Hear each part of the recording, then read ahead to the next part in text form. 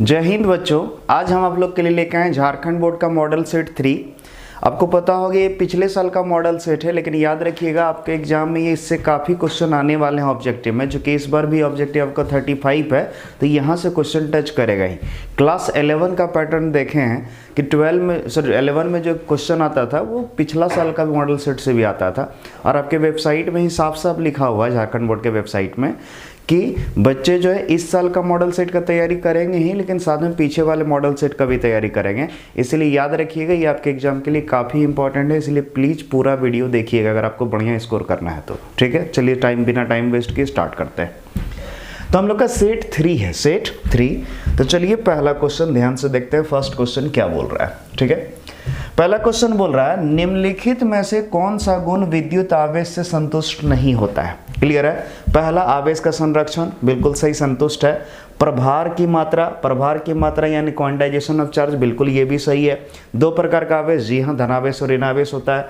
और बल की वृत्तीय रेखा, याद रखना विद्युत क्षेत्र जो है, विद्युत बल की रेखा वो कभी बंद लूप नहीं बनाता है, धनावेश से उत्पन्न होकर ऋणावेश पर जाकर समाप्त हो जाता है। तो ये जो डी नंबर है ये जो है गलत है, इसका आंसर गया डी। क्लियर है, नेक्स्ट क्वेश्चन नंबर अगर 2 देखा जाए, ध्यान से देखिए, बोला निम्नलिखित में कौन सा विद्युत आवेश संभव नहीं है। क्लियर है, सॉरी, कौन सा विद्युत आवेश संभव है, यानी इस चारों में से कोई एक ही संभव है। तो याद क्रम सिखाए थे, सिर्फ वही आवेश संभव होता है जिसमें इलेक्ट्रॉनों की पूर्ण संख्या पाई जाती है। तो अब बी नंबर में देखिए, इसको कैलकुलेट कीजिए, इसमें इलेक्ट्रॉन का सिर्फ पूर्ण संख्या आएगा और किसी में भी नहीं आएगा।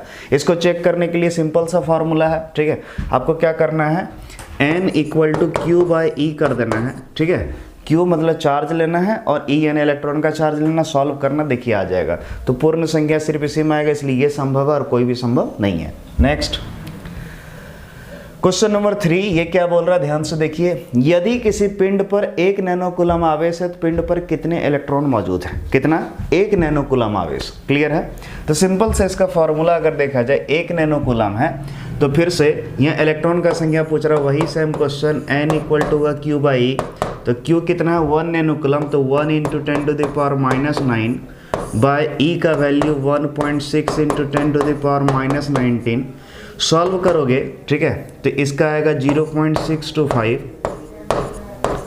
इंटू, इसको ऊपर ले गए तो ये कटेगा, तो कितना हो जाएगा, -10 ऊपर जाके +10। क्लियर है, अगर इस पॉइंट को इधर ले जाएंगे तो 6.25 इंटू 10 टू द पावर 9 आएगा। क्लियर है, इतना इलेक्ट्रॉन होंगे, 6.25 into 10 to the power, sorry एक बढ़ जाएगा चूँकि हम इधर किए, तो ये हो जाएगा 11। क्लियर है, देखिए ऑप्शन है ये डी नंबर गया। क्लियर है, नेक्स्ट अब ध्यान से देखिए क्वेश्चन नंबर ये 4, क्वेश्चन नंबर 4 क्या बोल रहा है, ध्यान से देखिए। बोल रहा है श्रेणी क्रम में प्रत्येक क्षमता C के 3 कैपेसिटर जोड़े हैं तो तुल्य धारिता होगा। सुनना ध्यान से, श्रेणी क्रम में जो है जोड़ा गया है, हर एक का धारिता C है। सोचो जरा से, ये 3 ठो संधारित्र है यानी कैपेसिटर है C, तीनों का धारिता C है, श्रेणी क्रम में जोड़ा। तो श्रेणी क्रम में रहे तो सिंपल से क्या करना है, अगर हर एक संधारित्र का धारिता सेम है तो किसी एक का उठाइए, बाय जितना है उससे डिवाइड कर दीजिए। 1 2 3 है तो आंसर आएगा C/3। कितना, C/3। देखिए ऑप्शन में है, तो ये हमारा आंसर जा रहा है C/3, C नंबर। क्लियर है, इसका आंसर गया C। क्लियर है, नेक्स्ट अगर क्वेश्चन नंबर 5 देखा जाए, ध्यान से देखिए क्वेश्चन नंबर 5 बहुत इंपॉर्टेंट, ये झारखंड बोर्ड का फेवरेट क्वेश्चन होता है। स्वप्रेरण का SI मात्रक है, स्वप्रेरण यानी स्वप्रेरकत्व का, तो सिंपल से इसका SI मात्रक होता है हेनरी। क्या होता है, हेनरी। डी नंबर आंसर गया। नेक्स्ट अगर देखा जाए क्वेश्चन नंबर 6, क्वेश्चन नंबर 6 क्या बोल रहा है, बोल रहा है किसी परिपथ में प्रेरित धारा की दिशा हमेशा ऐसी होती है कि वह उस कारण का विरोध करती है जिसके कारण वह उत्पन्न होता है, यह नियम का नाम है। तो लेंज का नियम, लेंज का नियम यही तो कहता था। क्लियर है, तो इसका आंसर जाएगा बी नंबर, लेंज का नियम। क्लियर है, नेक्स्ट क्वेश्चन नंबर अगर 7 देखा जाए, क्वेश्चन नंबर 7 क्या बोल रहा है, ध्यान से देखिए। बोल रहा है गॉसीय सतह के लिए विद्युत प्रवाह यानी फ्लक्स, यहाँ बात हो रहा है, विद्युत फ्लक्स जो 3 आवेशित कणों को वायु निर्वाह में घेरता है। ठीक है, और आवेश दिया गया Q1 का वैल्यू -14 नैनोकूलम, Q2 का वैल्यू 78.85 नैनोकूलम और Q3 का वैल्यू -56 नैनोकूलम।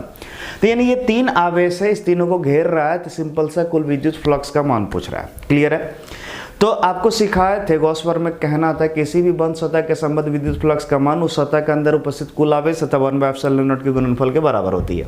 यानी अगर फ्लक्स निकालना है तो फ्लक्स बराबर होगा फाई बराबर Q इंटू 1/ε0। Q यानी कुल आवेश, Q मतलब कुल आवेश।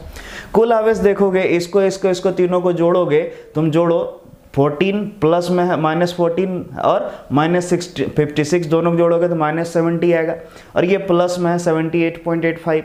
तो जब जोड़ोगे तो ये घट जाएगा इससे, तो आ जाएगा 8.85 नैनो कूलम। तो नैनो मतलब 10⁻⁻⁹ क्लियर है, इनटू अब देखो क्या है, ये 1/ε0 है, इसका वैल्यू अगर देखें 1/ε0 का वैल्यू होता है 8.85 इंटू 10⁻⁻12। ये और ये कट गया, इसको अगर काट देंगे 10⁻⁻3, ऊपर ले जाएंगे 10⁻+3। क्लियर है, आंसर आया 10⁻+3। ध्यान से देखिए, इसका ए नंबर आंसर जाएगा 10⁻+3। ये 103 दिख रहा है, ये गलत तरीका से लिखा गया, 10⁻3 ऐसे लिखा जाएगा। देखिए हर जगह जैसे यहाँ Q1 को भी गलत लिखा, नीचे बेस में 1 होना चाहिए, नहीं लिखा, कोई दिक्कत नहीं, प्रिंटिंग मिस्टेक है, याद रखिए ये नंबर। नेक्स्ट क्वेश्चन नंबर 8 क्या देख रहे हैं, बोल रहे विपरीत दिशा में करंट ले जाने वाले समांतर चालक। ध्यान समझिए, विपरीत दिशा में यानी समांतर चालक, इसमें करंट ऊपर चल रहा है तो इसमें नीचे चलेगा। क्लियर है, विपरीत दिशा में यानी एक में ऊपर तो एक में नीचे। याद करो जब सिंपल शिकायत है अगर ऊपर और नीचे चले, विपरीत दिशा में चले, तो याद रखिएगा ये विकर्षित करेंगे। क्या करेंगे, विकर्षित करेंगे। तो इसका आंसर है एक दूसरे को आकर्षित करेंगे, एक दूसरे को प्रतिकर्षित करेंगे, बी नंबर एक दूसरे को प्रतिकर्षित करेंगे। क्लियर है।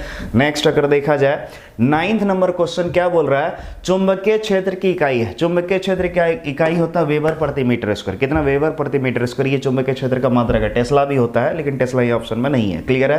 क्वेश्चन नंबर 10 क्या देखा जाए, ध्यान से देखिए, बोल रहा है किस पदार्थ की विद्युत चालकता सबसे अधिक होती है। चांदी की, याद रखिएगा चांदी की चालकता सबसे अधिक होता है। क्लियर है, इसका प्रतिरोध सबसे कम होता है। ध्यान से देखिए क्वेश्चन नंबर 11 क्या बोल रहा है, ध्यान से देखिए, बोल रहा है एक बिंदु आवेश Q को विद्युत क्षेत्र में रखा गया है तो आवेश द्वारा अनुभव किया गया बल होगा। क्लियर है, ध्यान समझिएगा, एक बिंदु आवेश Q है, उसको कितना विद्युत क्षेत्र में रखा है तो बल। तो सिखाए थे हम ट्रिक, फिर क्यों आई, F बराबर Q इंटू ई, तो सिंपल सा Q इंटू ई ऑप्शन में है, बी नंबर। क्लियर है। नेक्स्ट क्वेश्चन नंबर 12 क्या बोल रहा है, ओम का नियम तब मान्य होता है जब चालक का तापमान स्थिर रहता है। याद रखना, ओम का नियम तभी मान्य होता है जब चालक का तापमान नहीं बदले, और नहीं बदले यानी स्थिर रहे, डी नंबर। क्वेश्चन नंबर 13 क्या बोल रहा है, ध्यान से देखिए, बोल रहा है एक समांतर प्लेट संधारित्र के समान और विपरीत आवेशों वाले दो वर्गाकार प्लेटें होती है। प्लेटों के सतह पर आवेश घनत्व क्रमशः प्लस सिग्मा और माइनस सिग्मा है, तो प्लेटों के बीच में विद्युत क्षेत्र का परिमाण है होता है। ध्यान समझिए, दो प्लेट होता है संधारित्र में, एक पर अगर धनावेश है तो दूसरे पर क्या आता है, ऋणावेश। इसका अगर प्लस सिग्मा है तो इसका माइनस सिग्मा, और हम बताए तो इसके अंदर जो बीच में विद्युत क्षेत्र होता है ई, उसका वैल्यू होता है कितना, सिग्मा बाय एप्सिलॉन नॉट। कितना, सिग्मा बाय एप्सिलॉन नॉट। तो इसका आंसर ये A number, sigma by epsilon naught. Next question number 14 क्या है, देखिए ध्यान से, बोल रहा है एक समांतर प्लेट एयर कैपेसिटर का कैपेसिटेंस सी है। एयर कैपेसिटेंस यानी पहले हवा भरा है तो उसका कैपेसिटेंस कितना सी है। जब यह परावैद्युत स्थिरांक 5 के परावैद्युत से पूरी तरह भर दिया जाता है तो कैपेसिटेंस में प्रतिशत वृद्धि होगी। अब सिंपल सा, अगर कैपेसिटेंस पहले सी था और उसमें अगर पूरी तरीके से परावैद्युत डाल दिए जिसका परावैद्युतांक 5 है तो ये हो जाएगा 5C, 5 गुना हो जाएगा। क्लियर है, तो 5C हो जाएगा तो कितना प्रतिशत बढ़ा, 500% बढ़ा।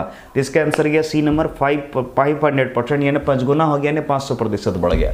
क्लियर है। Next question number 15। Question number 15 जो है सिंपल सा क्वेश्चन है, ठीक है। ध्यान से देखिए क्या बोल रहा है, बोल रहा है किसी भी क्षण कुंडली से जुड़ा फ्लक्स, ठीक है, द्वारा दिया जाता है। द्वारा यानी यहाँ पर इक्वेशन था, देखिए इंग्लिश में साफ साफ लिखा है, इतना फ्लक्स दिया। ये जो है ये वैल्यू, ये चीज यहाँ पर छपा होना चाहिए था। क्लियर, नहीं दिया है, इंग्लिश में दिया है, कोई दिक्कत नहीं, आप समझ जाइएगा। तो इतना फ्लक्स द्वारा दिया जाता है, प्रेरित ईएमएफ t बराबर 3 सेकंड पर, यानी t बराबर 3 सेकंड पर कितना होगा, चलो निकालना है। तो सिंपल सा अगर हम फ्लक्स है तो इसका हम देखेंगे सिंपल सा विद्युत वाहक बल निकालना। तो E बराबर हम सिखाए थे -d∅dt। क्लियर है, तो E बराबर -d∅ का वैल्यू बोलो 10t square, 10t square -50t plus 250 by dt। अगर सॉल्व करेंगे थोड़ा बहुत भी इंटीग्रेशन आता, सॉरी डिफरेंशिएशन आता है, तो इसका आएगा 20t माइनस 50, ठीक है, -20t, ठीक है, -50। क्लियर है। अगर इसको सही देखा जाए तो इसको आगे लिख सकते हैं, इसको पीछे, यानी 50 माइनस 20t, ठीक है। 50 माइनस 20t, जगह नहीं है इसीलिए थोड़ा सा अजीब लिख रहे हैं, 50 माइनस 20t। तो t का वैल्यू हमारा कितना दिया, 3 सेकेंड, t का वैल्यू 3 सेकेंड। तो जैसे ही 3 पुट करेंगे तो 20 इंटू 3 60 हो जाएगा। तो 50 माइनस 60 यानी माइनस 10 वोल्ट, इसका आंसर आ जाएगा माइनस 10 वोल्ट। क्लियर है, B number. Next question number 16 देखिए ध्यान से, क्या बोल रहा है क्वेश्चन नंबर 16।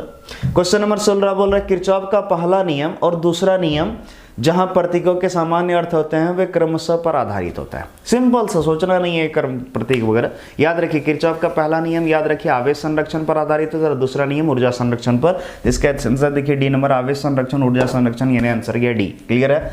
नेक्स्ट अगर देखा जाए ध्यान से देखिए क्वेश्चन नंबर 17 क्या बोल रहा है, ध्यान से देखिए तांबे के पतले तार की तुलना में तांबे के छड़ का विशिष्ट प्रतिरोध।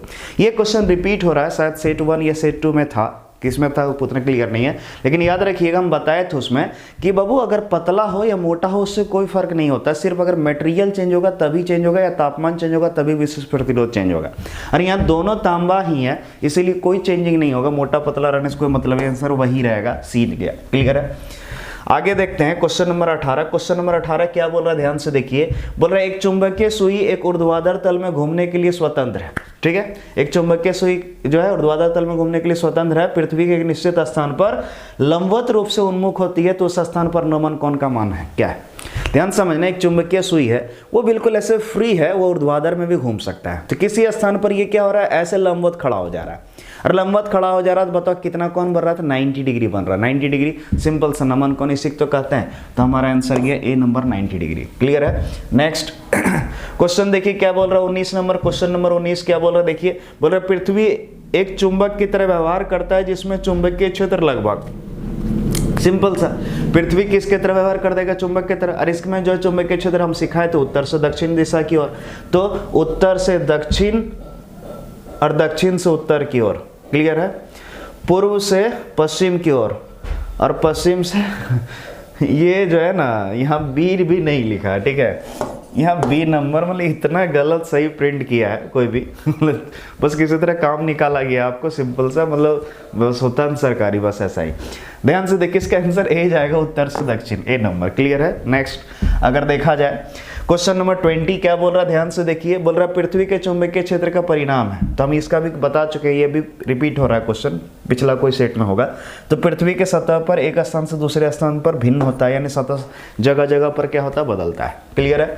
नेक्स्ट ध्यान से देखिए बोल रहा है एक समांतर प्लेट संधारित्र के दो प्लेटों के बीच प्रति इकाई आयतन में संचित ऊर्जा होगी। क्लियर है। यानी सिंपल से ऊर्जा घनत्व पूछ रहा है, ऊर्जा घनत्व का हम फॉर्मूला पढ़े थे F1/2 epsilon not E square, F1/2 epsilon not E square. तो देखिए इसका आंसर जाएगा D number 1/2 epsilon not E square. Clear है, डी नंबर आंसर। नेक्स्ट ध्यान से देखिए क्वेश्चन नंबर 22 क्या बोल रहा है, भूमध्य रेखा और ध्रुवों पर चुंबकीय क्षेत्र का कुल तीव्रता का अनुपात है। ध्यान से देखिए भूमध्य रेखा और ध्रुव पर दोनों स्थान पर पृथ्वी के चुंबकीय क्षेत्र का मान समान होता है, इस चीज को याद रखिएगा। और जब सेम है तो इसका जो रेशियो होगा वो होगा 1:1, 1:1। क्लियर है, ए नंबर। नेक्स्ट देखिए क्वेश्चन नंबर आपका की कितना है, क्वेश्चन नंबर 23। क्वेश्चन नंबर 23 क्या बोल रहा है, ध्यान से देखिए, बोल रहा है इलेक्ट्रॉन का निम्न में से कौन सा वेग चालक के माध्यम से धारा निर्वाहित करता है, जैसे निर्धारित करता है। याद रखिए निम्नलिखित में कौन सा वेग चालक के माध्यम से धारा निर्धारित करता है। सिंपल सा, केवल अपवाह वेग जाएगा आंसर। क्यों? क्योंकि थर्मल वेग के कारण, जिसको थर्मल वेलोसिटी कहते थे, तापीय चाल भी कहते, तापीय वेग भी कहते थे, इसके कारण धारा उत्पन्न होता नहीं है। किसके कारण होता? सिर्फ अपवाह वेग के कारण, इसलिए ए नंबर आंसर गया। नेक्स्ट क्वेश्चन नंबर 24 देखते हैं, ध्यान से देखिए क्या बोल रहा है, बोल रहा है कॉपर और जर्मेनियम को 50 डिग्री और कमरे के तापमान 20 डिग्री से ठंडा किया जाता है तो प्रतिरोध करेंगे। क्लियर है, ध्यान समझिएगा। लैंग्वेज थोड़ा सा अजीब दिया है लेकिन आप समझने की कोशिश कीजिए। क्वेश्चन बोल रहा है कि कॉपर और जर्मेनियम का पहले टेम्परेचर था 50 डिग्री सेल्सियस, उसको कमरे का तापमान पर ले आए 20 डिग्री कर दिए सेल्सियस, यानी तापमान क्या किए, घटाए, तो क्या होगा। तो जरा ध्यान से देखो, कॉपर चालक है और कॉपर चालक है, अगर उसका तापमान घटाएंगे तो इसका प्रतिरोध भी घटेगा। लेकिन जर्मेनियम अर्धचालक है, अगर इसका तापमान घटाएंगे तो प्रतिरोध बढ़ेगा। तो आंसर ये होगा कॉपर का प्रतिरोध घटेगा और इसका बढ़ेगा। क्लियर है। तो तांबा का बढ़ता है, नहीं गलत है, तांबा का बढ़ता नहीं, तांबा का, ये भी गलत है, कॉपर का घटता है, जर्मेनियम का बढ़ता है, तो इसका आंसर डी नंबर गया। क्लियर है, कॉपर का घटेगा और जर्मेनियम का बढ़ेगा। क्लियर है। अच्छा यहाँ तांबा दिया, यहाँ कॉपर दिया, गजब। मतलब सोचो बेचारे, कभी हिंदी कभी इंग्लिश घुस रहा होगा दिमाग में। देखिए 25 नंबर क्वेश्चन क्या बोल रहा है, 25 बोल रहा है चित्र विद्युत परिपथों के भागों में धारा दिखता है तो विद्युत धारा I बराबर है, यानी ये फिगर है, इस फिगर में I का वैल्यू पूछ रहा है। ये जो करंट चल रहा है इधर, करंट I कितना है। किरचॉफ का पहला नियम कहता था कुल आने वाली बराबर कुल जाने वाली। देखो ये आ रहा है इधर से इधर 2 ये 4 एम्पियर आया, 2 एम्पियर 2 एम्पियर 4 एम्पियर आया। तो अगर 4 एम्पियर आया, 4 एम्पियर जाना भी चाहिए, तो इधर 1 एम्पियर गया, इधर 1.3 गया, दोनों जोड़ करके 2.3 हुआ। तो इधर से अगर 1.7 एम्पियर चलेगा तब ना टोटल 4 एम्पियर होगा। तो इसका आंसर गया 1.7 एम्पियर, ए नंबर। क्लियर है। Next question number 26। Question number 26 क्या बोल रहा है, ध्यान से देखिए। क्वेश्चन नंबर 26 है ये, बोल रहा है एक विद्युत धारा ले जाने वाली बिजली लाइन पश्चिम से पूर्व की ओर धारा प्रवाहित करती है, तो उसके 1 मीटर ऊपर चुंबकीय क्षेत्र की दिशा क्या है। ध्यान समझना, पश्चिम से पूर्व। अब इमेजिन करो, ध्यान समझना, ये नॉर्थ है, ये साउथ है, ये ईस्ट है, ये वेस्ट है।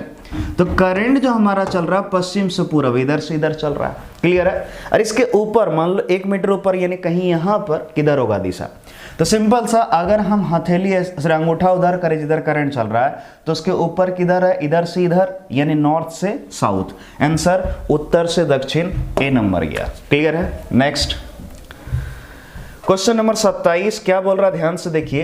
क्वेश्चन नंबर 27 बोल रहा है एक टॉरॉइडल सोलेनॉइड के कारण चुंबकीय क्षेत्र स्वतंत्र है, यानी टॉरॉइड जो था, टॉरॉइड उसका चुंबकीय क्षेत्र स्वतंत्र है, यानी किस पर निर्भर नहीं करता है। तो इसके घुमाव की संख्या, विद्युत धारा, त्रिज्या और इनमें से कोई नहीं। तो इसका सही आंसर जाएगा इनमें से किसी से भी स्वतंत्र नहीं रहेगा, सबसे बदलेगा। एक टीचर थे, नाम तो नहीं बोलेंगे, ठीक है, बोलना भी नहीं चाहिए, वो त्रिज्या टिक किए थे और उसके कारण जो है बहस हो गया था। तो टेंशन नहीं लेना है, ये त्रिज्या नहीं जाएगा, ये सारा किसी से भी निर्भर। कारण क्या है, इसका b बराबर जनरली वो सोचे थे μ0 होता है, तो भाई ये होता है, तो यहाँ त्रिज्या है ही नहीं, कैसे त्रिज्या निर्भर नहीं करता है इसका मतलब।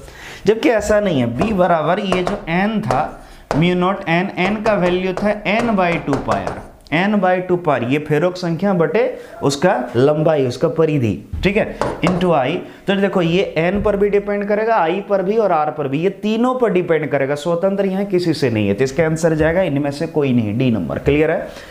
Next question number 28। Question number 28 क्या बोल रहा है, ध्यान से देखिए।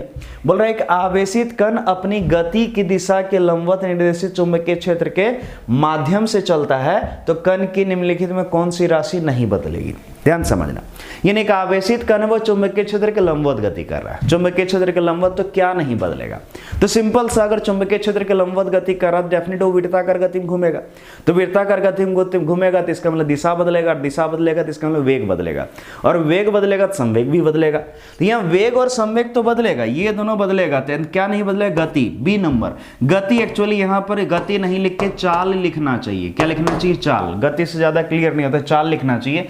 यहाँ देखो इंग्लिश में स्पीड लिखा है, लेकिन हिंदी में क्या लिख दिया, गति। कोई दिक्कत नहीं, ये भी जाएगा। इसका आंसर गया बी, ये जो है नहीं बदलेगा, ये वही रहेगा। अब चलो 29 नंबर, क्वेश्चन नंबर 29 क्या बोल रहा है, ध्यान से देखना। क्वेश्चन नंबर 29 बोल रहा है चुंबकीय क्षेत्र में धारावाही चालक पर बल अधिकतम होता है जब धारा और चुंबकीय क्षेत्र के बीच कौन होता है। याद करो, चुंबकीय क्षेत्र में जो धारावाही चालक पर लगने वाला बल था वो था ILB sin theta, ILB sin theta. तो अगर हम थीटा का वैल्यू 90 डिग्री ले, सोचो ये मैक्सिमम हो जाएगा, महत्तम हो जाएगा, और ये महत्तम होगा तब ये भी महत्तम होगा, ना अधिकतम होगा। तो आंसर गया 90 डिग्री है ऑप्शन में, देखिए सी नंबर 90 डिग्री। क्लियर है। Next question number 30। Question number 30 क्या बोल रहा है, ध्यान से देखिए। बोल रहा है दो पतले लंबे समांतर तार डी दूरी से अलग किए गए I एम्पेयर की धारा को एक ही दिशा में ले जाते हैं तो वो होंगे, यानी सुनना ध्यान से, दो समांतर धारावाही चालक है लंबा, दोनों में करंट चल रहा है I और उसके बीच दूरी कितना दिया है D, और सेम डायरेक्शन में करंट चल रहा है। तो सबसे पहला दिमाग में सेट कर लो, सेम डायरेक्शन में चल रहा तो वो आकर्षित करेगा। क्या करेगा? आकर्षित। अपोजिट डायरेक्शन में विकर्षित करता है, सेम में आकर्षित करेगा। क्लियर है?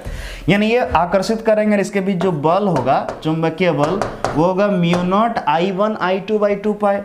I1 I2 अगर देखें तो mu naught I1 into I2 करेंगे तो I स्क्वायर आएगा बाय 2 पाई। और हम जब पढ़ाए थे आपको यहाँ पर डिस्टेंस A लेते थे, यहाँ क्वेश्चन में D दिया तो इसीलिए 2 पाई D होगा।